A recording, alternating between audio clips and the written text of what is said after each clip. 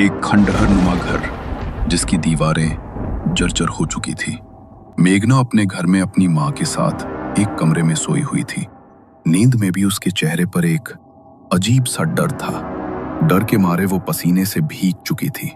तभी अचानक वो बहुत जोर से चिल्ला कर उठी और उसने देखा कि उसका फोन लगातार बज रहा है। फोन में उसकी फ्रेंड शीतल की कॉल आ रही थी। उसने हांफते हुए उसकी कॉल रिसीव की। हेलो मेघना, क्या हुआ तुझे? तू इस तरह हाफ क्यों रही है? सब ठीक तो है ना? पता नहीं शीतल, मैंने तुम्हें वो सपना बताया था, याद है?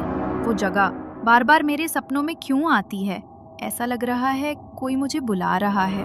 मुझे बहुत डर लग रहा है यार, बार बार वही सपना। कैसे हो सकता है ये? अरे बाबा, ये तेरे मन का वहम है। एक बार जिस चीज का डर मन में बैठ जाता है तो निकल नहीं पाता। तू बार बार उस चीज के बारे में सोचती है, इसलिए तुझे बार बार वो जगह सपने में दिखाई देती है। तू चिंता मत कर, सब कुछ बिल्कुल ठीक है। और मैंने तुझे इसलिए कॉल की थी कि आज शाम को हम घूमने जा रहे हैं, तो चुपचाप हमारे साथ आ जाना। अरे लेकिन माँ को अकेले छोड़कर कैसे आऊँ? तुझे तो पता है ना माँ की हालत के बारे में। हाँ बाबा, पता है, लेकिन एक दिन के लिए मैनेज कर लेना। अपनी पड़ोस वाली आंटी को बोल दे, एक दिन के लिए वो आंटी का ध्यान रख लेंगी। वो भी तो बहुत बार अपने बेटे को तेरे पास छोड़कर जाती हैं। अच्छा ठीक है, शाम को मिलते हैं। शाम को मेघना अपने दोस्तों के साथ घूमने के लिए निकल गई। विक्की, समीर, नैतिक, शीतल और मेघना पांचों दोस्त अपनी गाड़ी में एंजॉय करते हुए मेहरगढ़ की ओर निकल गए। मगर मेघना का मन अभी भी बेचैन था। अरे बाबा, क्या हो गया है तुझे? आज तो हम ट्रिप के लिए जा रहे हैं, तब भी तो खुश नहीं है। किस लिए इतनी परेशान है? कुछ नहीं यार, लेकिन कुछ अजीब सा लग रहा है, जैसे कोई तो अनहोनी होने वाली है। कोई तो है जो मुझ पर नजर रखे हुए है। अरे यार, तू क्या देखने लगी है आजकल, जो तेरा दिमाग ऐसा हो गया है? थोड़ी कम भूतिया नॉवेल्स पढ़ा कर तो तेरा दिमाग थोड़ा ठिकाने रहेगा। पता नहीं कैसी अजीब अजीब बातें सोचती रहती है। रात को रोड बिल्कुल खाली था, तो समीर फुल स्पीड में गाड़ी भगा रहा था। तभी अचानक रास्ते पर उसकी गाड़ी बंद पड़ गई। अरे यार, अब ये गाड़ी कैसे बंद पड़ गई? पिछले हफ्ते ही तो सर्विसिंग कराई थी इसकी, टैंक भी फुल है। रुक, मैं देखता हूँ, तू जल्दी से टॉर्च लेकर आ। समीर ने टॉर्च निकाली और विकी ने गाड़ी को चेक किया तो गाड़ी का इंजन पूरी तरह गर्म हो चुका था और अंदर की तार भी जल चुकी थी। अरे यार, तार भी जल गई। अब तो जब तक मैकेनिक इसे आकर ठीक नहीं करेगा तब तक ये स्टार्ट नहीं होगी। और मुझे लगता नहीं कि इस टाइम यहाँ पर कोई मैकेनिक मिलेगा। पूरा खेत और जंगल का इलाका है ये। आज रात बिताने के लिए आसपास कोई जगह देखनी होगी। शायद खेत के बीच कोई झोपड़ी वगैरह बनी हुई हो। बताओ, अब तुम लोग क्या करना है? गाड़ी के अंदर बैठकर ही पूरी रात बितानी है या रुकने के लिए कोई जगह ढूंढनी है? रुकने के लिए कोई जगह ही ढूंढनी पड़ेगी, क्योंकि आधी रात को इस तरह रास्ते के बीच गाड़ी के अंदर रुकना भी सेफ नहीं है। गाइस, ये इस जगह को मैं जानती हूँ। ये वही जगह है यार जो मेरे सपने में आती है, और जो महल मुझे दिखाई देता है वो भी यहाँ पर है। मुझे बहुत डर लग रहा है यार। ओह कम ऑन यार मेघना, तू कहाँ सपने को रियलिटी से जोड़ रही है? ऐसा कुछ भी नहीं है। देख तो, पूरा खेत और जंगल का इलाका है ये। यहाँ पर कहाँ तेरा वो महल आएगा?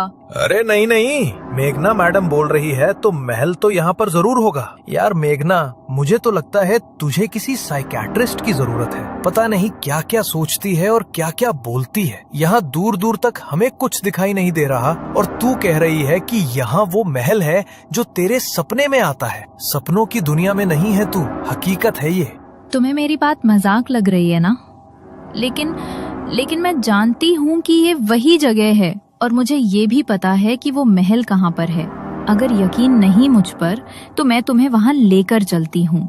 मैंने इस पूरी जगह को अपने सपनों में अच्छे से देखा है। अच्छा तो ठीक है, फिर लेकर चला मैं वहाँ। और अगर हमें आज तेरा महल नहीं मिला तो पक्का तुझे साइकियाट्रिस्ट के पास लेकर ही जाएंगे। हमें भी पागल कर दिया है तूने। मेघना के साथ वे सब गाड़ी से उतरे। मानव ने गाड़ी को लॉक किया और मेघना उन्हें जंगल के रास्ते से होते हुए दाएं तरफ ले गई। थोड़ी देर तक तो उन्हें वहां कुछ भी दिखाई नहीं दिया। देखो देखो, कितना बड़ा महल है ना यहाँ पर। मेघना, क्यों फालतू के चक्कर कटवा रही है इतनी रात को? कुछ भी तो नहीं है यहाँ। बस थोड़ी दूर और सामने ही वो महल है। वो सब अब मेघना से इरिटेट होने लगे थे, मगर जैसे ही वो थोड़े आगे बढ़े तो सामने सचमुच एक महल था। उस महल को देखकर वो सब चौंक गए और मेघना की आंखें फटी की फटी रह गईं। मैंने कहा था ना, ये वही जगह है और मैं जानती हूँ ये महल मुझे खुद अपने पास खींच कर लाया है। मेरी जिंदगी का कोई राज यहाँ छुपा है, इसलिए इस महल ने मुझे अपने पास बुलाया है। मेघना यार, हो सकता है कि ये सब बस एक कोइंसिडेंस हो, और अगर तुम्हें लगता है कि इसका वास्ता तुम्हारी जिंदगी से है तो चलो महल के अंदर जाकर देख लेते हैं। वैसे भी आज रात रुकने के लिए हमारे पास कोई जगह भी तो नहीं है, तो हम आज की रात यहीं बिता लेंगे। मेघना उन सब के साथ आगे बढ़ी। तभी सामने से उन्हें एक बूढ़ा आदमी दिखाई दिया जिसके हाथ में एक जलती हुई लालटेन थी।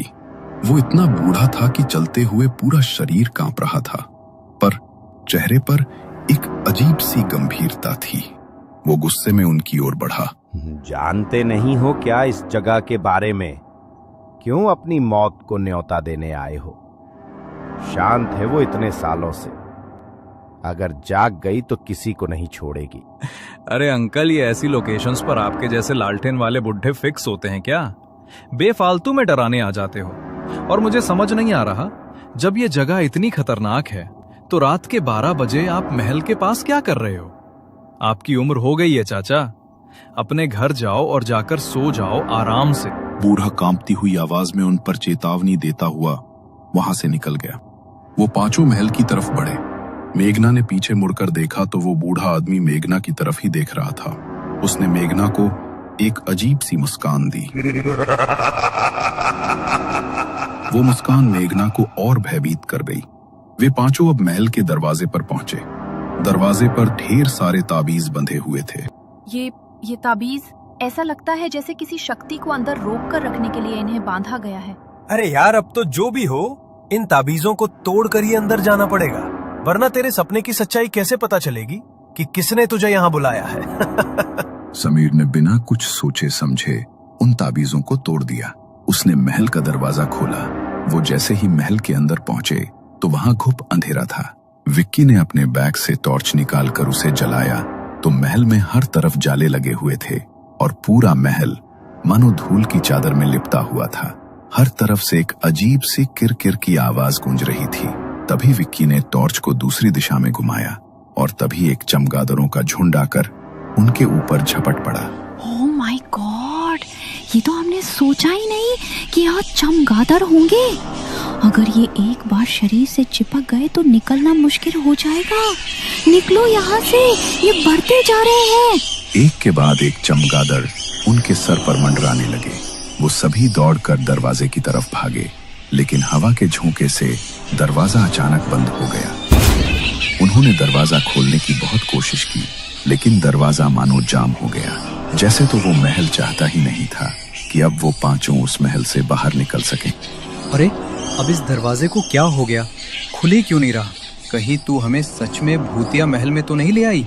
पता नहीं यार, पर यहाँ कुछ तो अजीब सा महसूस हो रहा है मुझे। जैसे ही मेघना ने ये कहा, एक जोर का झोंका आया और चमगादड़ों की किर किर वाली आवाज अचानक शांत हो गई। वे पीछे मुड़े। जहाँ कुछ ही पल पहले चमगादड़ मंडरा रहे थे, अब चारों तरफ सन्नाटा पसर गया था।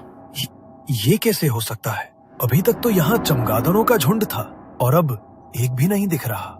जितनी जल्दी हो हमें यहाँ से निकलना होगा। पुराने महलों में आने जाने के लिए काफी सारे दरवाजे होते थे। इस दरवाजे के अलावा भी यहाँ बाहर जाने के लायक कोई ना कोई दूसरा दरवाजा जरूर होगा। हमें वो ढूंढना होगा। मुझे नहीं लगता कि अब हमें यहाँ से बाहर निकलने के लिए कोई दरवाजा मिलेगा। मुझे तो लगता है हम इस महल के जाल में फंस गए हैं और अब ये महल हमें यहाँ से बाहर निकलने नहीं देगा। मेघना, तू पहले रोना बंद कर और शुभ शुभ बोल। एक तो हम सब पहले ही तुम्हारे सपने से इतने ज्यादा डरे हुए हैं और तुम हमें अपनी बातों से और डरा रही हो। वो सभी दूसरा दरवाजा ढूंढने के लिए पीछे की तरफ जाने लगे।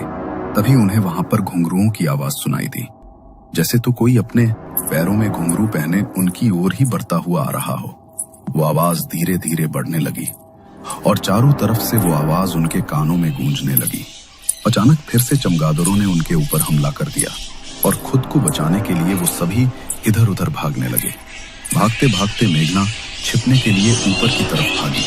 उसके पीछे चमगादड़ों का झुंड था। उसने देखा कि सामने एक कमरे का दरवाजा खुला है, तो वो चमगादड़ों से बचने के लिए सामने के उस कमरे में चली गई और अंदर से दरवाजे को बंद कर लिया। वो अभी भी बुरी तरह हाँफ रही थी। उसने कुछ देर वहां चैन की सांस ली। तभी उसके कानों में एक आवाज पड़ी, जैसे तो कोई बड़ी दर्द भरी आवाज में कुछ गा रहा हो। ये कैसी आवाज आ रही है? ये गाने की आवाज तो मुझे मेरे सपने में भी सुनाई देती है, जैसे कोई बहुत दर्द में हो। लेकिन मेरे अलावा यहाँ पर और कौन है? कहीं कोई आत्मा तो नहीं?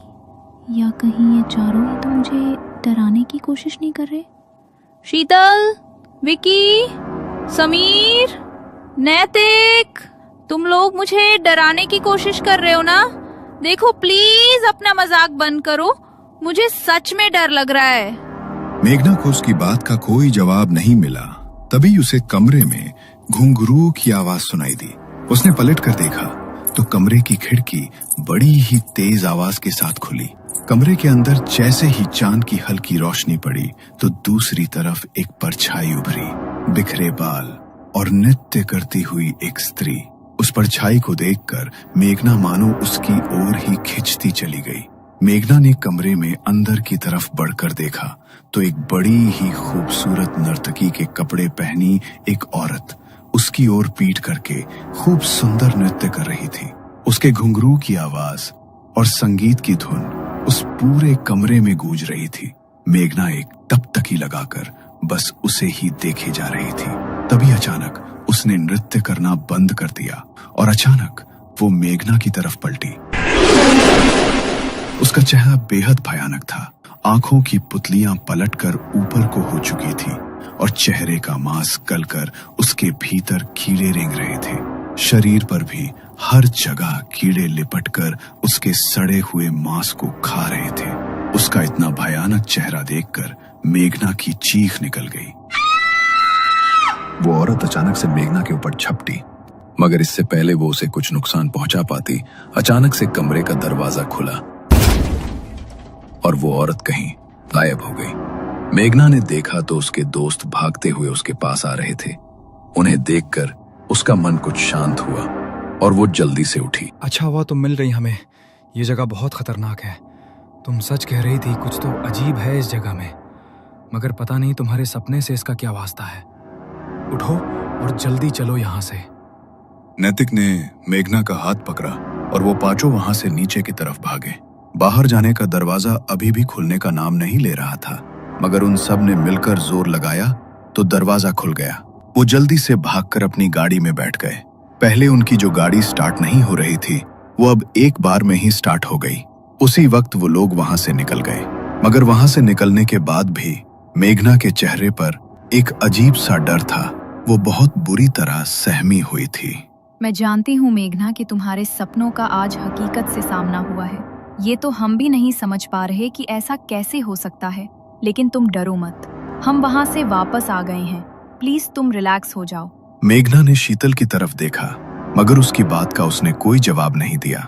वो लोग पहले ही 6 घंटे की ड्राइव करके वहां पहुंचे थे और वापस आते हुए भी उन्हें गाड़ी चलाते हुए लगभग 4 घंटे बीत चुके थे। सुबह की हल्की हल्की रोशनी होने लगी थी। तभी समीर में एक ढाबे के पास अपनी गाड़ी रोकी। यार बहुत भूख लग रही है, चलो कुछ खा लेते हैं। वैसे भी कल रात से दिमाग खराब चल रहा है मेरा। अरे तो अभी भी क्यों बुत बनकर बैठी है? जो बीत गया सो बीत गया, चलो खाना खाने चलते हैं, मुझे तो बहुत भूख लगी है। उनके कहने पर मेघना गाड़ी से उतर गई, लेकिन उसके चेहरे पर कोई भाव नहीं था। वो ढाबे के अंदर जाकर खाने के लिए बैठे। टेबल पर खाना सर्व हुआ। मेघना के सामने पानी का भरा गिलास रखा था। उसने जैसे ही उसके अंदर देखा तो उसमें उसे उसी औरत की परछाई दिखाई दी जो पीछे से उसकी ओर झपट रही थी। ये देखकर मेघना ने उस गिलास को उठाकर दूर फेंक दिया और जोर जोर से चिल्लाने लगी। उसका पूरा शरीर कांपने लगा और पसीने से भीग गया। उसकी ऐसी हालत देखकर उसके दोस्त भी बुरी तरह घबरा गए। वो मुझे मार डालेगी। वो यहाँ तक मेरे पीछे आ गई है। मुझे उससे बचा लो, वो मुझे मार डालेगी। कोई तुम्हें नुकसान नहीं पहुंचाएगा मेघना, यहाँ कोई नहीं है। प्लीज डरना बंद करो। कल जो हुआ उसे भूल जाओ। हम सब तुम्हारे साथ हैं, तुम्हें कुछ नहीं होगा। गाइस प्लीज चलते हैं यहाँ से। मेघना की हालत देखो। मेघना की हालत देखकर वो सब वहां से निकल गए। सबसे पहले उन्होंने मेघना को उसके घर ड्रॉप किया। मेघना की बीमार माँ अपने बिस्तर पर लेटी सोई हुई थी। मेघना ने अपनी माँ और अपने बंजर घर की हालत देखी तो परेशान होकर चारपाई पर बैठ गई। समझ नहीं आता ये कैसी जिंदगी दी है भगवान ने मुझे। पैदा हुई तो पापा को छीन लिया और जब से होश संभाला तब से माँ को इस चारपाई पर ही देखा। पता नहीं माँ कभी ठीक हो पाएंगी या नहीं। मैंने कौन से बुरे कर्म किए होंगे कि माँ को इतना दुख सहना पड़ा। और कल रात जो हुआ उसके बाद तो मेरा मन और ज्यादा घबरा रहा है। मेघना की आवाज सुनते ही उसकी माँ की नींद टूट गई। वे धीरे धीरे अपने बिस्तर से उठी और लड़खड़ाती आवाज में मेघना को पुकारने लगी। आ गई तू, जरा मुझे एक गिलास पानी दे दे। मेघना ने सहारा देकर अपनी माँ को उठाया और उसे पानी पिलाया। उसकी माँ की हालत इतनी खराब थी कि पानी पीते हुए भी आधा पानी उनके मुंह से नीचे गिर रहा था। मेघना हर रोज अपनी माँ की हालत देखकर रोने लगती थी। ना तो इतने सालों से उसकी माँ की हालत में कोई सुधार आया था और ना ही भगवान उन्हें अपने पास बुलाता था। अपनी माँ का दुख देखकर मेघना हर दिन तड़पती थी। रात हुई मगर मेघना के दिमाग से कल रात की बातें नहीं जा रही थी। उसे बार बार आंखें बंद करते ही वो जगह और वो औरत अपनी आंखों के सामने दिखाई दे रही थी। आखिर क्यों दिखती है मुझे वो जगह, और वो मेरा वहम भी नहीं है। उस जगह को कल मैंने अपनी आंखों से देखा है और वही औरत, वही नृत्य, वही गाने की आवाज। बार बार मुझे ऐसा क्यों लग रहा है कि उसका नाता मेरे अतीत से जुड़ा हुआ है। कुछ बुरा, कुछ बहुत बुरा। ये सब सोचते सोचते मेघना की आंख लग गई। बड़ी मुश्किल से उसे आज नींद आई थी मगर जैसे ही वो गहरी नींद में जाने लगी तभी उसे दरवाजे पर ठक ठक की आवाज सुनाई दी। उस आवाज से वो अचानक से नींद में हड़बड़ा कर उठी। कुछ पल के लिए वो आवाज शांत हो गई। मेघना को लगा शायद वो कोई ऐसा सपना देख रही थी, मगर वो जैसे ही दोबारा अपनी आंखें बंद करने लगी तभी फिर से दरवाजे पर ठक ठक की वही आवाज हुई। इतनी रात को दरवाजे पर कौन आया होगा? अगर मैं दरवाजा नहीं खोलूंगी तो माँ की नींद टूट जाएगी। माँ की नींद न टूट जाए इसलिए मेघना ने दरवाजा खोल दिया, मगर दरवाजे के बाहर उसने जो देखा वो देखकर उसकी रूह कांप गई। नर्तकी के कपड़े पहने एक औरत अपने चेहरे पर घूंघट लिए ठीक उसके सामने खड़ी थी। मेघना ने कांपती हुई आवाज में उससे पूछा, कौन हो तुम? इतनी रात को यहाँ क्या कर रही हो? मेघना के इतना पूछते ही उसने कसकर मेघना का हाथ पकड़ लिया। हवा के झोंके से उसके चेहरे का घूंघट हटा तो मेघना की जान उसके हलक में अटक गई। उसका चेहरा ठीक वैसा ही था मेघना को जो आत्मा महल में दिखाई दी थी। आंखें ऊपर की ओर पलटी हुई और चेहरे और शरीर का मांस सड़ा हुआ जिस पर कीड़े रेंग रहे थे। मेघना ने उससे अपना हाथ छुड़ाने की कोशिश की मगर तभी उस भयानक औरत के मुंह से एक काले रंग का धुआं निकला।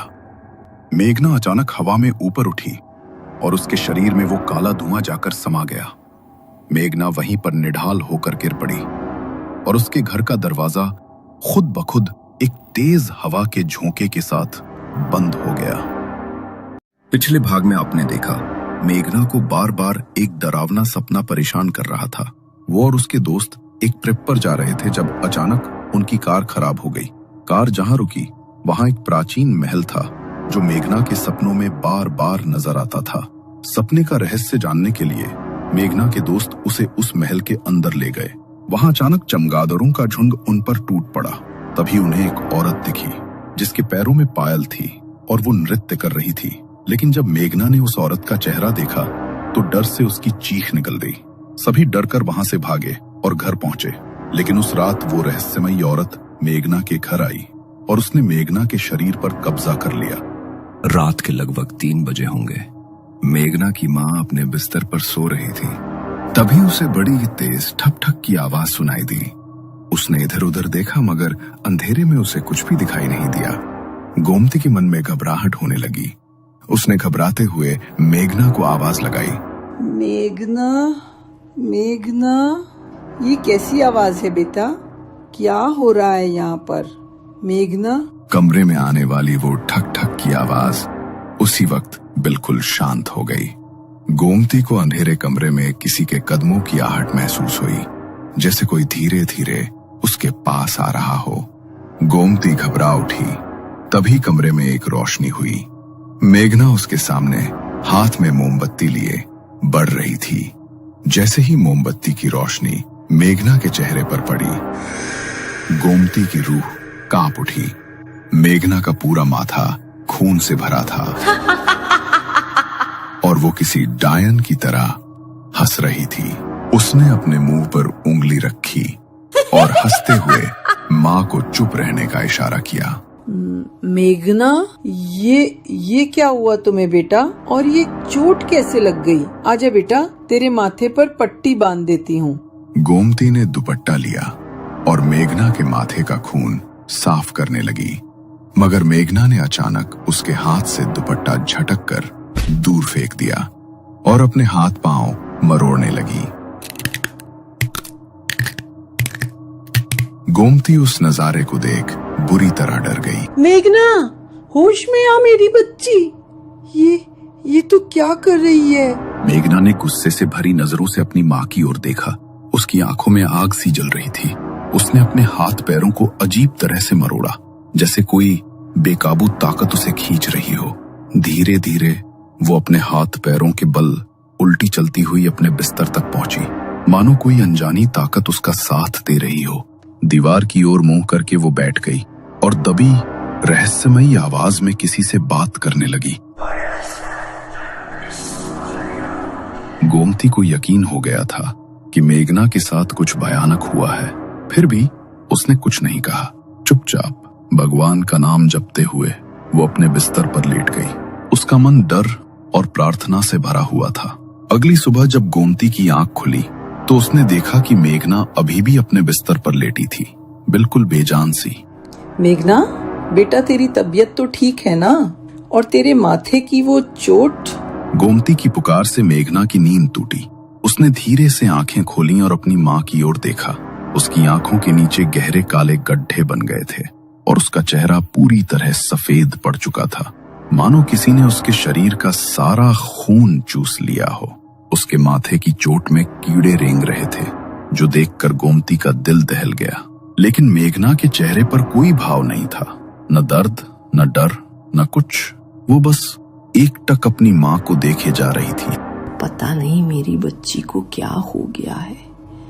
उस रात जब ये अपने दोस्तों के साथ बाहर गई थी, तभी ये सब हुआ है। कुछ न कुछ तो अजीब जरूर घटा है। अब तो वही लोग मुझे इसके बारे में बता सकते हैं। गोमती के सिरहाने एक पुराना कीपैड फोन रखा था। उसमें मेघना के सभी दोस्तों के नंबर थे।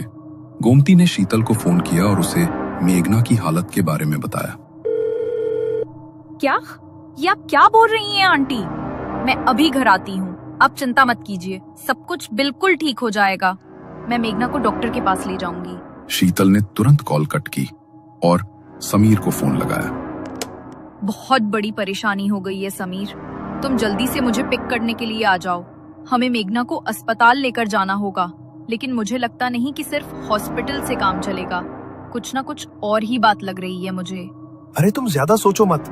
मेघना ने उस बात को अपने दिमाग में बिठा लिया है। ज्यादा सोच रही है वो उस बात के बारे में, इसीलिए उसके साथ शायद ऐसा हो रहा है। तुम चिंता मत करो, मैं अभी आता हूँ। समीर ने शीतल को उसके घर से लिया और दोनों मेघना के घर पहुंचे। जैसे ही उनकी नजर मेघना पर पड़ी, उनके चेहरे पर हैरानी और डर छा गया। मेघना की हालत देखकर उनका दिल बैठ गया। वो समझ ही नहीं पा रहे थे कि आखिर एक रात में उसकी ऐसी हालत कैसे हो सकती है। उसका चेहरा बेजान, आंखें खोखली और शरीर मानो सारी ताकत खो चुका हो। दोनों एक दूसरे की ओर देखकर चुप खड़े रहे। उनके मन में सवाल और डर का तूफान उठ रहा था। तुम दोनों सच सच बताओ बच्चों, उस रात क्या हुआ था जब तुम लोग बाहर घूमने गए थे? कुछ हुआ था क्या बाहर जो तुम लोग मुझसे छुपा रहे हो? हाँ आंटी, वो नहीं आंटी, कुछ भी नहीं हुआ। लगता है मेघना की तबीयत ठीक नहीं है। आप टेंशन मत लीजिए, हम इसे डॉक्टर के पास लेकर जा रहे हैं। समीर ने शीतल को चुप रहने का इशारा किया और वो दोनों मेघना को लेकर अस्पताल चले गए। डॉक्टर अंदर मेघना के माथे पर बैंडेज कर रहे थे, तभी शीतल ने समीर की ओर देख रही थी। अरे अब तुम्हें क्या हो गया? तुम ऐसे क्यों देख रही हो मुझे? तुमने आंटी से झूठ क्यों बोला कि उस रात कुछ भी नहीं हुआ था? अगर मेघना को कुछ हो गया तो जानते हो ना, उसके जिम्मेदार हम सब होंगे। हमें आंटी को सब कुछ सच सच बता देना चाहिए था। बेवकूफ मत बनो शीतल, मेघना को कुछ भी नहीं हुआ है। उसने बस बातों को अपने दिमाग पर हावी कर लिया है। और अगर हम ये सब आंटी को बता देते ना, तो जानती हो ना, उनकी तबीयत और खराब हो जाती। वो पहले ही इतनी बीमार रहती हैं। तुम उन्हें ये सब बता देती तो पता नहीं उनका क्या हाल होता। तुम ठीक कह रहे हो समीर, ये तो मैंने सोचा ही नहीं था। चल मेघना को देखकर आते हैं, शायद उसकी बैंडेज हो गई होगी। मेघना की बैंडेज करवाकर वो दोनों उसे गाड़ी में ले आए, लेकिन वो अभी भी ना तो अपनी पलकें झपका रही थी और ना तो उन दोनों की तरफ देख रही थी। अरे मैडम, क्या हो गया है तुझे? कोई भूत घुस गया है क्या तेरे अंदर, जो ऐसी शक्ल बनाई हुई है? उस रात वहाँ महल में जो भी हुआ उसे भूल जा। दुनिया में बहुत ही जगहें हैं ऐसी जहाँ ऐसी आत्माएं भटकती हैं। अब हर चीज को अपने दिमाग पर हावी तो नहीं होने दे सकते ना हम। समीर, मुझे लगता है कि हमें मेघना को मंदिर लेकर जाना चाहिए। वो मंदिर जाएगी तो उसे अच्छा लगेगा, और हो सकता है उसके मन में जो ये भारीपन हो रहा है ये भी मंदिर जाने के बाद कम हो जाए। तुम एक काम करो, गाड़ी मंदिर की तरफ ले लो। शीतल ने जैसे ही ये बात कही, मेघना का चेहरा गुस्से से भर गया। उसने स्टीयरिंग व्हील को अपने हाथ से घुमा दिया। गाड़ी का बैलेंस बिगड़ा और गाड़ी सीधी सामने के पेड़ से जाकर टकराई। टक्कर इतनी तेज थी कि समीर का माथा सीधा स्टीयरिंग पर जाकर लगा और उसके माथे पर गहरी चोट लग गई। उसके माथे से खून टपक कर नीचे गिर रहा था। डर के मारे शीतल हाफ रही थी। मेघना पीछे बैठी शीतल की तरफ मुड़ी और उसकी गर्दन को उसने अपने दोनों हाथों में जकड़ लिया। अगर अपनी जान बचाना चाहती है तो आज के बाद इससे दूर रहियो, वरना इसके साथ साथ तू भी मरेगी। मेघना के मुंह से ये बात सुनकर शीतल के होश उड़ गए। उसका दम घुट रहा था। मेघना के हाथों की पकड़ से उसका चेहरा बिल्कुल लाल पड़ चुका था। मेघना ने एक झटके से उसकी गर्दन को छोड़ा और गाड़ी से निकलकर वहां से चली गई। शीतल ने जल्दी से एम्बुलेंस को फोन किया और समीर को हॉस्पिटल लेकर गई। ओह माय गॉड, इसे तो बहुत ज्यादा चोट लगी है। अगर इन्हें यहाँ लाने में आप थोड़ी भी देर और कर देते तो हमारे लिए इन्हें बचाना बहुत मुश्किल हो जाता। मुझे कुछ भी करके मेघना से दूर रहना होगा, और नैतिक और विकी को भी इस बारे में बताना होगा। अगर हमने मेघना की मदद करने की कोशिश की तो हम भी फंस जाएंगे। वो छोड़ेगी नहीं हमें। शीतल ने नैतिक और विकी को कॉल करके हॉस्पिटल में बुलाया और उनको सारी बात बताई। ये सब सुनकर वो दोनों भी घबरा गए। अगर ऐसी बात है तो मेघना से दूर रहना ही बेहतर है। आज समीर की जान जाते जाते बची है, कल को हम में से कोई हुआ तो क्या करेंगे? समीर की किस्मत अच्छी थी जो बच गया, लेकिन जरूरी नहीं कि हमारी किस्मत भी उतनी ही अच्छी हो। मेघना की हालत देखकर सबने उससे पल्ला छुड़ा लिया। कुछ देर बाद मेघना अपने घर पहुंची और सीधी जाकर अपने बिस्तर पर बैठ गई। वो गुस्से में दीवार की तरफ लगातार देखे जा रही थी और अपने सर को बार बार तेजी से हिला रही थी। उधर गोमती कांपती आवाज में उसे समझाते हुए बोली कि थोड़ा आराम कर ले, सर में जरूर दर्द हो रहा होगा। और मन ही मन सोचने लगी कि शीतल और समीर उसे छोड़ने आए थे या नहीं। शायद वे उसे सिर्फ बाहर तक छोड़कर लौट गए होंगे।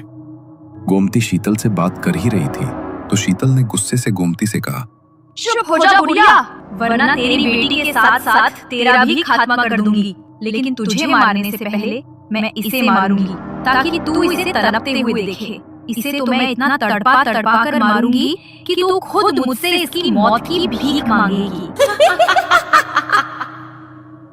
क्या? कौन है तू? क्या बिगाड़ा है मेरी बेटी ने तेरा? क्यों परेशान कर रही है उसे? मैं अभी पंडित जी को लेकर आऊंगी। छोड़ दे मेरी बेटी का शरीर। पंडित को बुलाकर तो तू जब लाएगी ना बुढ़िया, जब अपने बिस्तर से उठ पाएगी। कोई मेरा कुछ नहीं बिगाड़ पाएगा। अपना बदला तो मैं लेकर ही जाऊंगी। बदला? कैसा बदला? किस बात का बदला लेना चाहती है तू मेरी बेटी से? ये तुझे बहुत जल्द पता चलेगा, लेकिन जब तक तुझे ये समझ आएगा तब तक तेरे पास पछतावा करने के अलावा दूसरा कोई चारा नहीं होगा। अपनी माँ की तरफ देखकर मेघना जोर जोर से हंसने लगी। उसने जमीन पर रेंगते हुए एक कीड़े को देखा और उसे उठाकर चॉकलेट की तरह चबाकर खा गई। उसने अपनी गर्दन को पूरी तरह पीछे की तरफ घुमा दिया और उसकी आंखों की पुतलियां पूरी तरह सफेद पड़ गईं। अचानक से वो निढाल होकर जमीन पर गिर पड़ी। तभी पड़ोस में रहने वाली माया आंटी उनके घर आई। अरे, ये मेघना को क्या हुआ? ये इस तरह जमीन पर क्यों गिरी हुई है? माया ने मेघना के चेहरे पर पानी छिड़का, मगर जैसे ही उसने उसे उठाने के लिए उसे छुआ तो मेघना का पूरा शरीर बुरी तरह कांप उठा।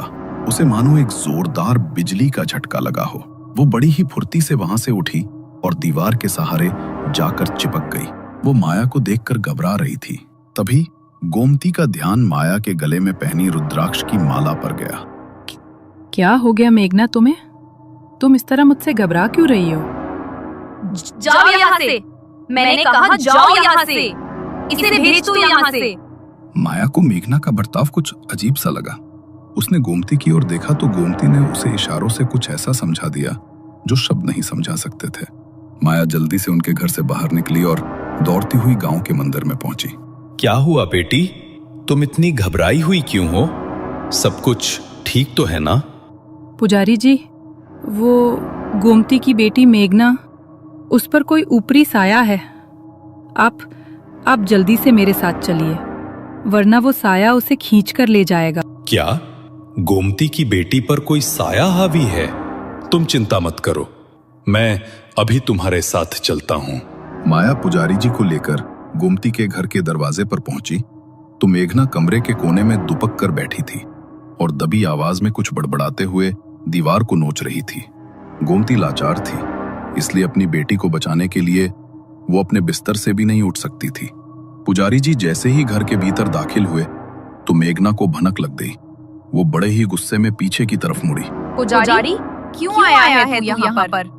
अगर इसे बचाने के लिए आया है तो चला जा यहाँ से, क्योंकि मेरी आत्मा इतने सालों से सिर्फ अपने बदले के लिए भटक रही है। और अगर तूने बीच में आकर मेरा बदला पूरा नहीं होने दिया तो खत्म कर दूंगी मैं तुझे भी। बदला? कैसा बदला? आखिर किस बदले की बात कर रही है तू? इस बच्ची ने क्या बिगाड़ा है तेरा? जरूरी नहीं है पुजारी कि इंसान हमेशा अपने ही कर्म का फल भोगे। कभी कभी उसे दूसरों के कर्मों का फल भी भोगना पड़ता है और इसे वो भोगना पड़ेगा, वो भी इसकी माँ की आंखों के सामने। क्या? या तो तू सब कुछ सच सच बता दे, या मुझे और भी तरीके पता हैं जिससे तू सच तो बताएगी, लेकिन उससे 100 गुना पीड़ा होगी तुझे। नहीं बताऊंगी, कुछ नहीं बताऊंगी। तू जो कर सकता है कर ले। पुजारी जी ने अपने हाथ में पकड़े कमंडल से जल निकाला और मेघना के ऊपर छिड़क दिया। जल का स्पर्श पाते ही मेघना बुरी तरह चिल्ला उठी। तभी पुजारी जी ने अभिमंत्रित विभूति से मेघना के चारों तरफ एक घेरा बना दिया। ये तो ठीक कर रहा पुजारी, तू इस तरह से इसे बचा नहीं सकता। अगर तू आज इसे मुझसे बचा भी लगा तो कल मैं फिर इसके ऊपर हावी होंगी, क्योंकि मेरी आत्मा मुक्त नहीं होने वाली। मेरी आत्मा सालों से इंसाफ के लिए भटक रही है, अपने बदले के लिए भटक रही है। तू मुझे भटकाने की कोशिश मत कर, मैं तेरी इन बातों में आने वाला नहीं हूँ। तुझे तो मैं मुक्त कराकर ही रहूंगा। तुझ जैसी मैली आत्माएं मुक्ति के मार्ग को ठुकरा देती हैं, लेकिन ईश्वर के आगे तो तुझे झुकना ही पड़ेगा। जब तक मेरा बदला पूरा नहीं होगा मैं मुक्ति को स्वीकार नहीं करूंगी। पुजारी, गलत इंसान का साथ मत दे, वरना खुद भी पाप का भागी बनेगा। पुजारी बड़े ही ध्यान से उसकी बातें सुन रहा था। उसने वहां पर यज्ञ कुंड जलाया। यज्ञ कुंड में अग्नि प्रज्वलित होते ही मेघना का शरीर बुरी तरह तड़पने लगा। वो जोर जोर से चीखने लगी। एक बार को वह आत्मा उसके शरीर से बाहर निकलती, मगर फिर वापस उसके शरीर में प्रवेश कर जाती। लगभग 2 घंटे लगातार वहां पर पुजारी जी ने यज्ञ किया, मगर यज्ञ पूर्ण होने के बाद भी वह उस आत्मा को मेघना के शरीर से नहीं निकाल पाए। मेघना का शरीर कमजोर पड़ गया, इसलिए वह बेहोश होकर वहीं गिर पड़ी। ऐसा नहीं हो सकता, ये संभव नहीं है कि यज्ञ के पूर्ण होने के बाद भी कोई आत्मा किसी के शरीर को ना छोड़े। ये आत्मा बिल्कुल पक्का इरादा करके आई है। ठीक कहा था इसने कि ये मुक्त नहीं होने वाली। ये जब तक अपना बदला पूरा नहीं कर लेगी तब तक मुक्ति के मार्ग पर आगे नहीं बढ़ेगी। गोमती अपनी बेटी की हालत देखकर रो रही थी और पुजारी जी से कह रही थी, आखिर किस बात का बदला चाहिए इसे? मेरी बेटी ने क्या बिगाड़ा है इसका? मेरी बेटी तो कभी एक मच्छर भी नहीं मार सकती, तो किसी इंसान का क्या बिगाड़ेगी? तभी पुजारी ने गोमती से कहा, लगता है तुमने उसकी बातें ध्यान से सुनी नहीं गोमती। तुम्हारी बेटी अपने किए का फल नहीं भोग रही। जरूर इसके पीछे तुम्हारा या तुम्हारे पूर्वजों का कोई श्राप है, जो वो शक्ति अब तुम्हारी बेटी पर हावी हो रही है। याद करो, शायद तुम्हें कुछ याद आ जाए, क्योंकि जब तक हमें पता नहीं चलता कि ये आत्मा किसकी है, तब तक अब हम चाहकर भी कुछ नहीं कर सकते। मैं बस इतना कर सकता हूं कि तुम्हारी बेटी को एक रक्षा सूत्र दे सकता हूं, मगर वो जैसे ही उसके शरीर से अलग होगा, वो आत्मा फिर उसके ऊपर हावी हो जाएगी। पुजारी जी ने मेघना की कलाई पर एक रक्षा सूत्र बांध दिया और वहां से चले गए। माया ने मेघना को उसके बिस्तर पर लेटा दिया था। देर रात का वक्त था। गोमती अपने बिस्तर पर लेटी हुई थी, मगर मेघना के बारे में सोच सोचकर उसे नींद नहीं आ रही थी। तभी उसका ध्यान सामने की दीवार पर पड़ा। दरवाजे के ऊपर बने रोशनदान से सामने की दीवार पर हल्की रोशनी पड़ रही थी। उसी हल्की रोशनी में एक परछाई उभरी, एक नर्तकी की परछाई जो रात के पहर नृत्य कर रही थी। उसके पैर में बंधे घुंघरू और गाने की आवाज जैसे ही गोमती के कानों में पड़ी तो डर के मारे उसकी आंखें खुली की खुली रह गई। तुम? डर के मारे गोमती का हलक सूख गया। नर्तकी के कपड़े पहने एक औरत उसके सामने खड़ी थी, जिसके चेहरे का मांस बुरी तरह फटा हुआ था और उसके भीतर कीड़े रेंग रहे थे। आंखों की पुतलियां सफेद होकर बाहर को आ चुकी थी। उसने एक टक मेघना की ओर देखा और मेघना के हाथ में बंधा वो रक्षा सूत्र वहीं खुलकर गिर गया। उसी समय वो आत्मा फिर से मेघना के शरीर के भीतर प्रवेश कर गई और मेघना ने अपनी गर्दन पीछे की तरफ मरोड़कर भयानक तरीके से मुस्कुराते हुए अपनी मां को देखा।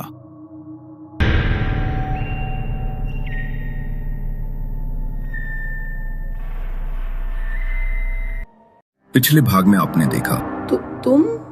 डर के मारे गोमती का हलक सूख गया।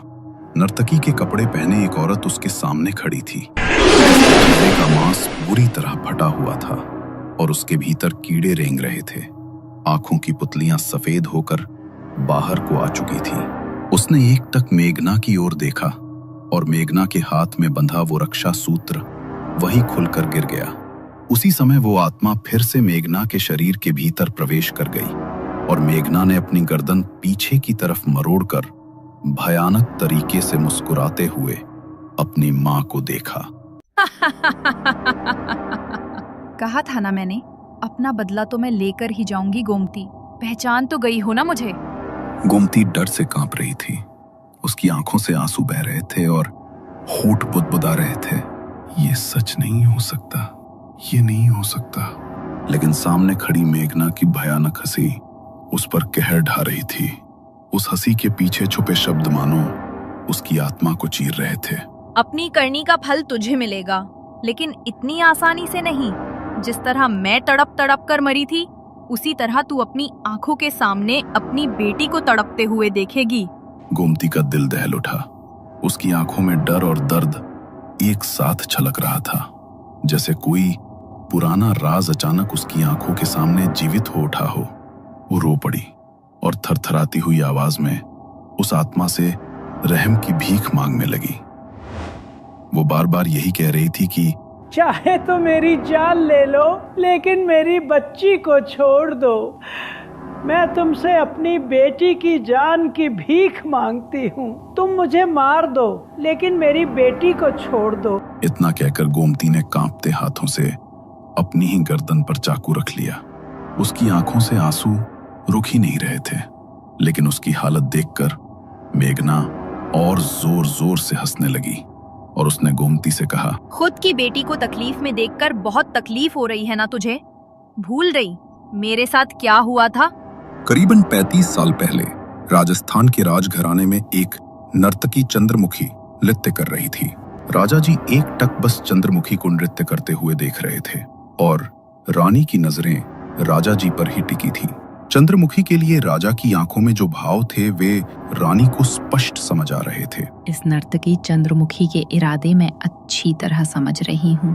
अपने रूप से वो राजा को बहलाना चाहती है, मेरा स्थान लेना चाहती है, लेकिन मेरे होते ये कभी नहीं होगा। मैं ऐसा होने नहीं दूंगी। रात के पहर चंद्रमुखी राजमहल से अपने घर के लिए निकल रही थी। तभी पीछे से किसी ने उसके कंधे पर हाथ रखा। वो घबरा कर पीछे मुड़ी तो उसके पीछे राजा जी खड़े थे। राजा जी, आप? डरो मत चंद्रमुखी। तुम्हारे लिए मैं ये नए घुंघरू लेकर आया था। तुम्हारे पांव में बंधे घुंघरू बहुत सुंदर लगते हैं, सोचा तुम्हें भेंट कर दूं। परंतु राजा जी, इसकी क्या जरूरत है? रख लो चंद्रमुखी, प्यार से दे रहा हूं। राजा जी की भेंट को वैसे भी कोई कभी अस्वीकार नहीं करता। राजा जी अक्सर सबको भेंट दिया करते थे, इसलिए चंद्रमुखी ने सीधी सरल भाव से वो घुंघरू ले लिए। पर खिड़की पर खड़ी रानी ये सब देख रही थी और ये देखकर उसका खून खौल उठा। ये चंद्रमुखी अपनी हरकतों से ऐसे बाज आने वाली नहीं है। पता नहीं कौन सा जादू कर दिया है इसने राजा जी पर कि राजा जी इतने मेहरबान हुए जा रहे हैं। अपनी खूबसूरती से इसने राजा जी को अपने जाल में फंसा लिया है। इसी कारण अब राजा जी मेरी तरफ नहीं देखते। इसका मैं ऐसा हाल करूंगी कि खुद को कभी आईने में देख भी ना पाए। राजा के महल में वापस आने के बाद रानी चुपके से चंद्रमुखी के पीछे गई और उसका रास्ता रोक लिया। रानी सा, आप इतनी रात को यहाँ पर? सच सच बताओ, आखिर चाहती क्या हो तुम? इरादे क्या है तुम्हारे? तुम जानती हो ना, गर्भ से भी हैं हम। राजा का अंश पल रहा है हमारे अंदर। मैं कुछ समझी नहीं रानी सा, आप किस बारे में बात कर रही हैं? तुम मेरी बातों को बहुत अच्छे से समझ रही हो। ज्यादा ना समझ बनने का नाटक मत करो, समझी? मेरे पति पर, राजा जी पर अपनी नजरें टिकाई हुई हो तुम। अपने रूप से उनका ध्यान अपनी तरफ खींचना चाहती हो, मेरी जगह लेना चाहती हो। लेकिन एक बात की गांठ बांध लेना कि मेरे जीते जी ऐसा कभी नहीं होगा। अगर फिर से राजा जी को बहलाने की कोशिश भी की तो उसके ऊपर अफसोस करोगी तुम। बस बहुत हो गया रानी सा। अगर मैं कुछ कह नहीं रही हूँ तो इसका मतलब ये नहीं है कि आप कुछ भी बोलती जाएंगी। मैं बस आपके महल में नृत्य करने आती हूँ क्योंकि मेरे घर में मेरी माँ के अलावा और कोई नहीं है और उसके लिए पैसा कमाना मेरी जिम्मेदारी है। आप जैसा सोच रही हैं, मेरे मन में वैसा कुछ भी नहीं है। चंद्रमुखी की बातें सुनकर रानी का गुस्सा और बढ़ गया। वो छिपते हुए रात को महल में दाखिल हुई, मगर पूरी रात उसे नींद नहीं आई। इसी तरह पूरी रात गुजरी। अगले रोज जब चंद्रमुखी महल में नृत्य करने आई तो रानी उस कमरे में गई जहां चंद्रमुखी अपने नृत्य के वस्त्र बदला करती थी। रानी ने चंद्रमुखी के दुपट्टे से उसके कुछ टूटे हुए बाल उठा लिए। आधी रात को वो महल के एक सुनसान कमरे में गई। कमरे के बीचों बीच एक दीपक जलाया और उसके इर्द गिर्द 4 दीपकों से एक घेरा बना दिया। रानी ने कुछ मंत्रों का उच्चारण शुरू किया और अपने हाथ में एक काले रंग की गुड़िया पकड़ी। चंद्रमुखी के बालों को उसने गुड़िया पर लपेट दिया और फिर उसके भीतर कीलें गाड़ दी। अब तू देख कैसे तेरा ये सुंदर रूप किसी मुर्दे की तरह हो जाएगा। राजा जी को बहकाने चली थी ना, तेरा तो अब वो हाल होगा कि तड़प तड़प कर अपनी मौत मांगेगी तू। रानी ने काले कपड़े से अपना चेहरा ढंक लिया। वो चुपके से महल के पिछले दरवाजे से बाहर निकली और सीधे चंद्रमुखी के घर की ओर बढ़ी। महल से थोड़ी ही दूर चंद्रमुखी का एक टूटा फूटा छोटा सा मकान था। रानी ने उसके घर के पिछले हिस्से की मिट्टी खोदी और उस बुढ़िया को वहां गाड़ दिया। सबसे छिपकर कुछ देर बाद वो वापस महल लौटी और अपने कक्ष में आकर सो गई। ऐसा क्या हो गया तुझे? कल रात तक तो तेरी तबीयत बिल्कुल ठीक थी, अचानक से क्या हो गया तुझे? देखूं जरा, कहीं बुखार तो नहीं हो गया? विमला ने चंद्रमुखी के माथे को छूकर देखा तो उसका माथा बिल्कुल गर्म भट्टी की तरह तप रहा था। विमला ने कई दिन तक वैद्य जी से चंद्रमुखी का इलाज करवाया, मगर उसकी हालत में कोई सुधार नहीं आया, बल्कि दिन ब दिन उसकी हालत और भी खराब होती चली गई। उसकी आंखों के नीचे गहरे काले गड्ढे पड़ गए थे। उसका शरीर सूखी लकड़ी की तरह हो चुका था। चंद्रमुखी, जो कभी अपनी खूबसूरती के लिए जानी जाती थी, अब इतनी बदसूरत हो गई थी कि खुद को भी आईने में नहीं देख पा रही थी। और जब उसने हिम्मत करके आईने में झांका तो अपने ही रूप को देखकर उसकी आंखों से आंसू फूट पड़े। वो जमीन पर बैठी थी, चेहरा दोनों हाथों में छिपाए, और लगातार रोए जा रही थी। उसके आंसू रुकने का नाम नहीं ले रहे थे। चेहरा सूज चुका था, आंखें लाल हो चुकी थीं। उसके शरीर में जैसे सारी ताकत खत्म हो गई थी। सांसें भारी और आवाज कांपती हुई। वो कभी अपने चेहरे को छूती, कभी आईने की तरफ देखती, फिर सिर झुकाकर सिसकने लगती। ऐसा लग रहा था जैसे भीतर कोई गहरी आग जल रही हो जो उसे अंदर से खा रही थी। उसकी त्वचा तप रही थी और पूरे शरीर में दर्द की लहरें उठ रही थीं, और लगातार वो भगवान से अपने मौत की दुआ मांग रही थी। चंद्रमुखी की हालत देखकर उसकी मां की आंखों से आंसू बह निकले। जब उसकी बीमारी वैद्य के पकड़ में नहीं आई तो उसकी मां ने तांत्रिकों का सहारा लिया, मगर कोई भी उसे ठीक नहीं कर पाया। तंत्र की क्रिया, काला जादू किया गया है तुम्हारी बेटी पर, मगर इसका तोड़ सिर्फ वही कर सकता है जिसने इसे किया है। उसके अलावा कोई तुम्हारी बेटी को ठीक नहीं कर सकता। ये इसी तरह तड़पेगी और कोई इसमें कुछ नहीं कर पाएगा। मगर मेरी बेटी ने किसी का क्या बिगाड़ा है? कोई भला मेरी बेटी के साथ इतना बुरा कैसे कर सकता है? मैं तुम्हारी हालत समझ रहा हूं, लेकिन मैं इसमें तुम्हारी कोई मदद नहीं कर सकता। जिस क्रिया का प्रयोग इसके ऊपर किया गया है, उसका तोड़ वो क्रिया करने वाले के सिवाय दूसरा कोई नहीं कर सकता। किसी ने अपनी ईर्ष्या में तुम्हारी बेटी के साथ ऐसा किया है, मगर तुम चिंता मत करो, एक न एक दिन उसे अपनी करने का फल भोगना ही पड़ेगा। किसी के साथ बुरा करने वाले का कभी भला नहीं होता, अपनी करनी वो खुद भोगेगा। तुम भगवान से प्रार्थना करो, शायद अब भगवान ही इसमें तुम्हारी कुछ मदद कर सके। तांत्रिक बाबा भी हार कर वहां से चले गए, मगर उस दिन के बाद चंद्रमुखी की हालत और बद से बदतर हो गई। चंद्रमुखी की मां उसके लिए खाना लेकर आई। वो बिस्तर पर लेटी हुई थी। उसकी मां ने उसे उठाने के लिए अपने हाथ का सहारा दिया, तो उसकी मां ने अपने हाथ पर कुछ महसूस किया। जब उन्होंने चंद्रमुखी का बैठाकर उसकी पीठ की तरफ देखा तो उनके होश उड़ गए, क्योंकि चंद्रमुखी की पीठ पर अनगिनत कीड़े रेंग रहे थे और उसकी कमर का मांस बिल्कुल गल चुका था। शरीर में हड्डियों के अलावा कुछ नजर नहीं आ रहा था। बिमला ने अपनी आंखों में आंसू भरे, जल्दी से उन कीड़ों को उसकी कमर से झाड़ा और रोते हुए चंद्रमुखी को खाना खिलाया। वो ठीक से खाने का एक निवाला भी नहीं खा पा रही थी। सारा खाना उसके मुंह से बार बार नीचे गिर रहा था। अब मुझसे अपनी बच्ची की ये हालत नहीं देखी जाती भगवान। अगर तू मेरी बच्ची को ठीक नहीं कर सकता तो उसे अपने पास बुला ले और मुझे भी अपने पास बुला ले। अपनी बच्ची को इस हालत में नहीं देख सकती हूँ मैं। विमला ने चंद्रमुखी के शरीर पर दवाई का लेप लगाया और रोते रोते अपनी चारपाई पर लेट गई। अगली सुबह जब चंद्रमुखी ने अपनी माँ को आवाज दी तो उसकी माँ ने कोई जवाब नहीं दिया। चंद्रमुखी ने उठकर देखा तो उसकी माँ चल बसी थी। इस दुनिया में उसकी माँ के अलावा उसका और कोई नहीं था। चंद्रमुखी की आंखों से फूट फूट कर आंसू बह रहे थे। चंद्रमुखी के रोने की आवाज सुनकर पड़ोसी उसके घर में इकट्ठा हुए और उसकी माँ की अंतिम क्रिया की तैयारी शुरू की गई।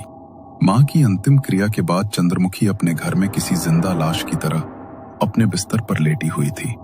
तभी रानी उसके घर में आई। सुना मैंने कि तुम्हारी माँ चल बसी। बड़ा दुख हुआ सुनकर, और तुम्हारी हालत देखकर भी।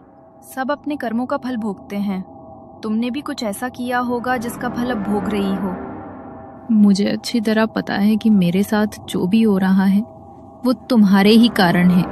तुम्हारी वजह से ही आज मेरी ये हालत है और तुम्हारी वजह से ही आज मेरी माँ इस दुनिया में नहीं है। मेरी वजह से नहीं, तुम्हारी खुद की वजह से। कहा था मैंने मेरे पति से दूर रहो, लेकिन तुम्हें तो रानी की जगह लेनी थी। अब दिखा दी ना मैंने तुम्हें तुम्हारी असली जगह। ऐसा हाल किया है मैंने तुम्हारा कि ना तो जी पाओगी और ना मर पाओगी। बहुत मजा आ रहा है तुम्हें ऐसे हाल में देखकर। अब इसी तरह भुगतो और तड़प तड़प कर अपनी मौत आने का इंतजार करो। रानी के मुंह से जब चंद्रमुखी को सच पता चला तो उसके गुस्से का बवंडर फुट पड़ा। रानी उसकी हालत पर हंसती हुई वहां से चली गई, मगर चंद्रमुखी के लिए अब उसकी पीड़ा असहनीय हो गई थी। पहले तो वो अपनी माँ को देखकर जैसे जैसे जी रही थी, मगर माँ के चले जाने के बाद वो खुद को संभाल नहीं पाई। वो इस तरह दर्द में तड़प रही थी कि उसने खुद ही मौत को गले लगाने के बारे में सोच लिया। उसने कमरे में रखी छुरी उठाई और अपनी गर्दन पर रख ली। उसकी आंखों से पीड़ा के वो आंसू लगातार बह रहे थे। तेरी वजह से मेरी हालत हुई है गोमती। तेरी वजह से मेरी माँ इतने दुख में इस दुनिया को छोड़कर गई है और आज मैं तेरी वजह से अपनी जिंदगी खत्म करने जा रही हूँ। श्राप है ये मेरा। एक दिन वापस लौटूंगी और उस दिन तबाह कर दूंगी तुझे और तेरे पूरे खानदान को। जिस तरह मैं तड़प तड़प कर अपनी जान दे रही हूँ, वही दृश्य एक दिन तेरी आंखों के सामने आएगा। तू भी अपनी मौत की भीख मांगेगी, अपने परिवार की मौत की भीख मांगेगी, लेकिन मौत नसीब नहीं होगी तुम्हें। चंद्रमुखी ने उसी समय खुद को खत्म कर लिया, मगर जिस तरह उसने तड़पते हुए खुद की जान ली, उसकी आत्मा मुक्त नहीं हुई, बल्कि बदले के लिए भटकने लगी। कुछ दिन बाद रानी के प्रसव के दिन आए। देर रात उसे प्रसव पीड़ा होने लगी। शाही राजघराने की दाई को वहां पर लाया गया। रानी बुरी तरह दर्द से बिलख रही थी। तभी कुछ देर बाद उन्होंने एक बच्चे को जन्म दिया, मगर उस बच्चे को देखकर दाई माँ की चीख निकल गई। बच्चा मृत था और उसका पूरा शरीर नीला पड़ चुका था। उसकी देह पर तंत्र का एक निशान बना था, जिसे देखकर दाई माँ बहुत कुछ समझ गई। क्या हो गया दाई माँ? बहुत बड़ी अनहोनी हुई है। ये कोई शुभ संकेत नहीं है। बात सिर्फ इतनी सी नहीं है रानी कि आपका बच्चा मृत पैदा हुआ है, बल्कि आपके जीवन में बहुत बड़ा भूचाल आने वाला है, जिसकी शुरुआत यहाँ से हो चुकी है। कोई अतृप्त आत्मा हावी हो रही है आपके ऊपर। आपका वंश नहीं बढ़ने देगी वो। किसी बाबा को बुलाकर अपना इलाज करवा लीजिए, वरना सब खत्म हो जाएगा। ये आप क्या कह रही हैं दाई माँ? मैं बिल्कुल ठीक कह रही हूँ। झाड़ फूक करवा लीजिए, वरना परिणाम अच्छा नहीं होगा रानी सा। रानी अपने बच्चे की मौत से उबरी भी नहीं थी कि कुछ ही दिन बाद एक रात उसे महल में घुंघरुओं की आवाज सुनाई दी। उस आवाज को सुनकर रानी के पूरे शरीर में डर दौड़ गया। वह पसीने से भीग चुकी थी और भय से उसका पूरा शरीर कांप रहा था। वो घबराते हुए उठी, मगर जैसे ही उसने सामने की ओर देखा, उसके होश उड़ गए। चंद्रमुखी ठीक उसके सामने खड़ी थी। उसका शरीर हड्डियों का ढांचा बन चुका था, चेहरा बुरी तरह सड़ चुका था और वो भयानक तरीके से हंसते हुए रानी की ओर बढ़ रही थी। उसे देखकर रानी अपने कदम पीछे करने लगी, लेकिन लड़खड़ाकर जमीन पर गिर पड़ी। चंद्रमुखी की आत्मा उसके ऊपर झपट पड़ी। रानी जोर से चीखी। उसकी चीख से पूरा महल गूंज उठा। उसकी आवाज सुनकर राजा की आंख खुल गई। राजा दौड़कर आया और रानी को बिस्तर पर बैठाया। क्या हुआ तुम्हें? तुम नीचे कैसे गिर गई? और तुम चिल्ला क्यों रही थी? तुम ठीक तो हो ना? नहीं, वो आई थी। वो मुझे मारने के लिए आई थी। उसने मेरे बच्चे को भी मार डाला था।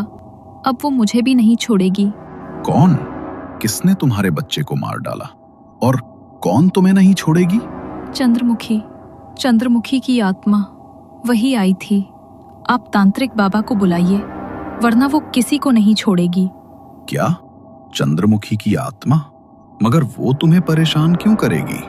मला तुमने उसका क्या बिगाड़ा है? डर के मारे रानी ने अपने मुंह से एक शब्द भी नहीं बोला। वो रात जैसे तैसे कट गई। अगले दिन राजा ने एक तांत्रिक को महल में बुलाया। सांझ होते ही तांत्रिक ने महल में एक घेरा बनाया और घेरे के भीतर अग्नि प्रज्वलित करके बैठ गया। उसने कुछ मंत्र पढ़ते हुए चंद्रमुखी की आत्मा को वहां आने का न्योता दिया। तभी रानी का शरीर जोर जोर से कांपने लगा और वह जोर जोर से हंसने लगी। रहने दे तांत्रिक, तू मेरा कुछ नहीं बिगाड़ पाएगा। इसने जो कर किया है उसका फल इसे भोगना पड़ेगा। इसकी वजह से मेरी माँ और मैं तड़प कर मरे हैं। इसे भी मैं चैन जीने नहीं दूंगी। न इसके वंश को आगे बढ़ने दूंगी, न इन दोनों को जीने दूंगी। ये आत्मा बहुत खतरनाक हो चुकी है राजा जी। इसे मैं मुक्ति नहीं दिला सकता। इसका कुछ और निवारण करना होगा। तू मेरा कुछ नहीं बिगाड़ पाएगा तांत्रिक। अपना बदला मैं जरूर पूरा करूंगी। तांत्रिक ने सभी को महल के बाहर खड़ा कर दिया और रानी को अपने मंत्रों की शक्ति से महल की चौखट पर खड़ा कर दिया। वह लगातार मंत्रों का उच्चारण करते जा रहे थे और रानी के शरीर पर भभूति छिड़कते जा रहे थे। रानी के भीतर चंद्रमुखी की आत्मा जोर जोर से चिल्ला रही थी। तांत्रिक ने महल के चारों ओर भभूति से एक चौकोर घेरा बना दिया। कुछ देर की क्रिया के बाद उन्होंने रानी के शरीर पर गंगा जल का छिड़काव किया। महल के बाहर बने घेरे के कारण चंद्रमुखी की आत्मा महल से बाहर नहीं निकल सकी और गंगा जल के स्पर्श से वह रानी के शरीर के भीतर टिक भी नहीं सकी। इसलिए उसे रानी का शरीर छोड़कर महल के भीतर प्रवेश करना पड़ा। उसी समय रानी का शरीर कमजोरी से निढाल होकर महल के बाहर गिर पड़ा। मौके का लाभ उठाकर तांत्रिक ने महल का दरवाजा बंद कर दिया और उस पर अभिमंत्रित ताबीज और धागे बांध दिए ताकि चंद्रमुखी की आत्मा हमेशा के लिए महल के भीतर कैद रह जाए। मैंने मंत्रों की शक्ति से उसकी आत्मा को महल के भीतर कैद कर दिया है। अभी के अभी इस महल को छोड़कर यहाँ से चले जाओ और इतना दूर जाओ कि कभी यहाँ वापस ना आ सको। ये दरवाजे अब हमेशा के लिए बंद हैं। यदि कभी ये खुल गए तो वे तुम्हारे विनाश का कारण बनेंगे। चले जाओ, अभी चले जाओ। राजा के पास अब कोई दूसरा चारा नहीं बचा था। वह रानी को लेकर दूर एक छोटे से गांव में जाकर बस गया। चंद्रमुखी की आत्मा भले ही महल में कैद कर दी गई थी, लेकिन उसके श्राप से राजा दरिद्र हो गया। ना उसके पास धन रहा, ना ही कोई संपत्ति। समय बीतता गया। रानी ने 7 संतानों को जन्म दिया, लेकिन हर बार संतान जन्म लेने के कुछ ही समय बाद चल बसती। हर नई उम्मीद के साथ एक नई त्रासदी जुड़ती चली गई। 11 साल बाद रानी ने एक बेटी को जन्म दिया, मगर उसी क्षण राजा की मृत्यु हो गई। उस दिन के बाद से रानी मानो श्रापित हो गई थी। धीरे धीरे वही स्थिति रानी गोमती की होने लगी जो कभी चंद्रमुखी की थी। उसकी आंखों में वही खालीपन, वही डर, वही छाया थी। साल बीत गए। उसकी बेटी मेघना बड़ी हो गई। एक दिन खेलते खेलते या शायद किसी अदृश्य ताकत के खिंचाव में मेघना अपने दोस्तों के साथ उसी पुराने महल तक पहुंच गई। वही महल जिसे तांत्रिक मंत्रों की शक्ति से बंद कर गया था। ऐसा लग रहा था मानो वो दरवाजा उसी का इंतजार कर रहा हो। जैसे ही उसने वो दरवाजा खोला, मौत का खेल शुरू हो गया। चंद्रमुखी की आत्मा ने राजा के वंश को पहचान लिया था और शायद वही आत्मा बार बार मेघना के सपनों में उस महल की झलक दिखाकर उसे वहां तक खींच लाई थी। कहा था ना मैंने, अपना बदला तो मैं लेकर ही जाऊंगी गोमती। आज तेरी आंखों के सामने तेरी बेटी को तड़पते देखकर मुझे बहुत सुकून मिल रहा है और तुझे ये देखकर और भी ज्यादा कष्ट हो रहा है। मेरी माँ भी इसी तरह तड़पी थी मुझे देखकर, मगर अब ये तड़प ज्यादा देर तक नहीं रहेगी। गोमती फूट फूट कर रोने लगी। मेघना इस समय निश्चल होकर जमीन पर गिर पड़ी थी। अगली सुबह जब उसकी आंखें खुली तो उसने देखा कि उसका शरीर अब हड्डियों का ढांचा बन चुका है। उसके चेहरे की सारी खूबसूरती गायब हो चुकी थी। मांस गलकर जगह जगह लटक गया था और गर्दन पर कीड़े रेंग रहे थे। पूरे शरीर में असहनीय पीड़ा दौड़ रही थी। वो अपनी ये हालत देख नहीं पा रही थी और ना ही उस दर्द को सह पा रही थी। धीरे धीरे वो भी चंद्रमुखी की तरह लाचार और टूटी हुई हो चुकी थी।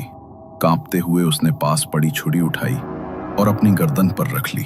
उसे ऐसा करते देख गोमती चीख उठी। वो अपने बेटी के जान की भिख मांग रही थी, लेकिन चंद्रमुखी गोमती की हालत देखकर उस पर जोर जोर से हंस रही थी।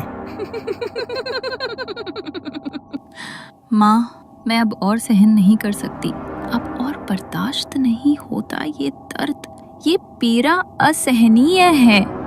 मुझसे अब और नहीं झेला जा रहा। इसलिए अपनी जान देने के सिवा अब कोई और रास्ता नहीं बचा है मेरे पास। गोमती की आंखों के सामने ही मेघना ने अपनी जान दे दी। गोमती के किए कर्मों का फल आज उसकी बेटी को भोगना पड़ा। ये सब देखकर वो टूट गई। अपने भीतर की आग और पछतावे को और नहीं रोक सकी। उसने कांपते हाथों से पास रखा छुरा उठाया और अगले ही पल सब कुछ खामोश हो गया। उस दिन चंद्रमुखी का बदला पूरा हुआ। उसकी आत्मा अब मुक्त हो चुकी थी, लेकिन मेघना और गोमती की आत्माएं अब न जाने कितने युगों तक वहीं भटकती रहेंगी। उस पुराने महल में, अपने मोक्ष की प्रतीक्षा में।